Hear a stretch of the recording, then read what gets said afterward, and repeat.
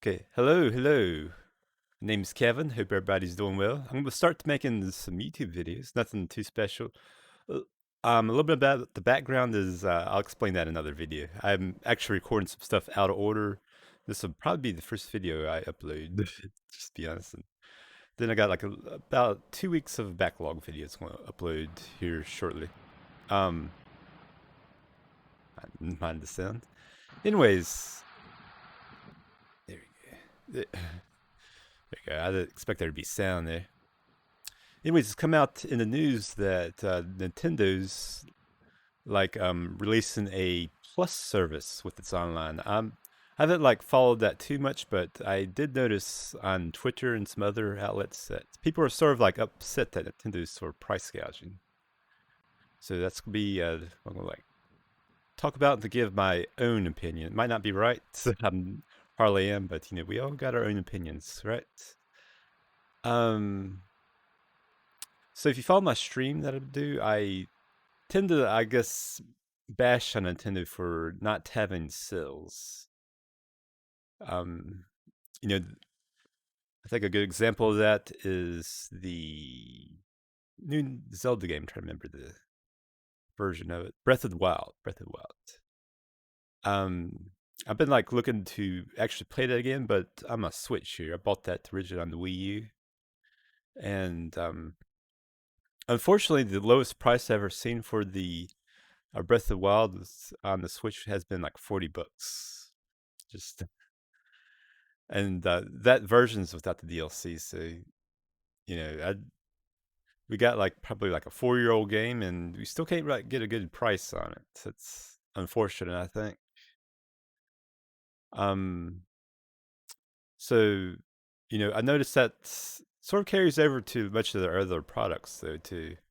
One time they had a sale either this year or last year, and there's this game I was somewhat interested, Donkey Kong Country Tropical Freeze. Um, Unfortunately, though, that game's like 7 years old, and you know what they sold that game at? Yeah, $40. Yeah, $40 for like a 7, 8-year-old game. I don't really get that, to be honest. They do, I guess, keeps their prices up. So if you see a game launch from them, you might as well buy it at the full price because you're not gonna see too much of a discount from them, unfortunately. But is that such a bad thing? Let's dial it back to make sure my hands in line here.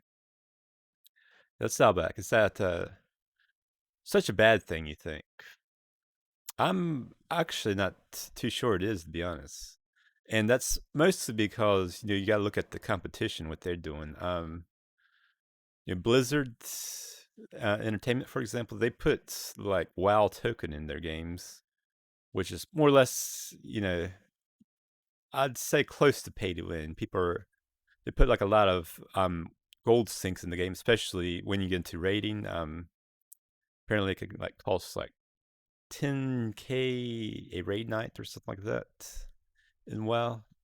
And from my experience in the game, it might take a week to make that amount in the game if you're just doing the bare minimum, such as quests and things like that.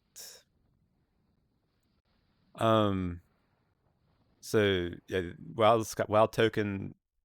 Ubisoft's been doing some stuff like that too. EA, I think they dialed back on it a little bit, except with FIFA. Although, I'm thinking they're losing some of their sports license actually, which I'm thankful for. We might see some cool soccer games come about from other companies. Although, cross your fingers, Ubisoft doesn't do it. Of course, the company that makes the soccer company the most money, yes, that's what they're going to go for. But we'll see. See here. See what comes about with that. Um.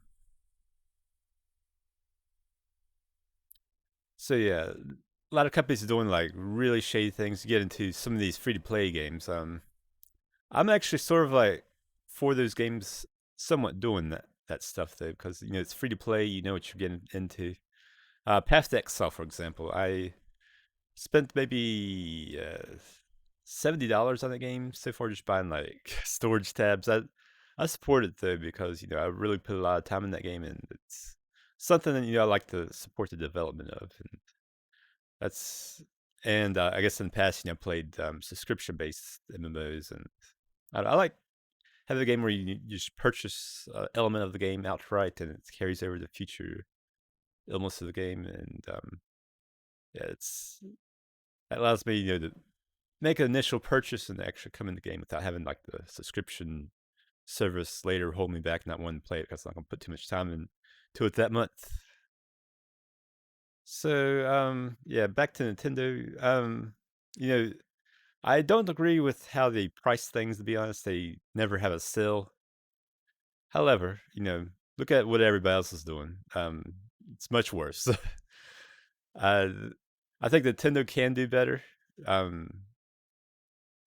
Just with your games, have a sale. Maybe lower that new subscription price a little bit to something a little more reasonable. I know you're getting like, I guess, N64 games and stuff like that. I'll have to look into more about what that is, but yeah, I think Nintendo could do a little bit better, especially you know having sales in the games, maybe even their hardware too. But again, you're not paying $600 for a system. Maybe like $1,000 if you buy it off of eBay. So I'll leave it at that to everyone. Thanks for joining. And yes, I'll be uploading some other videos. They might be a little older, from maybe 1 or 2 weeks ago. I think it's about 2 or 3 videos, not too much. Just stuff about Pastex. So that's very boring to most people. Peace out, everyone. Have a good one.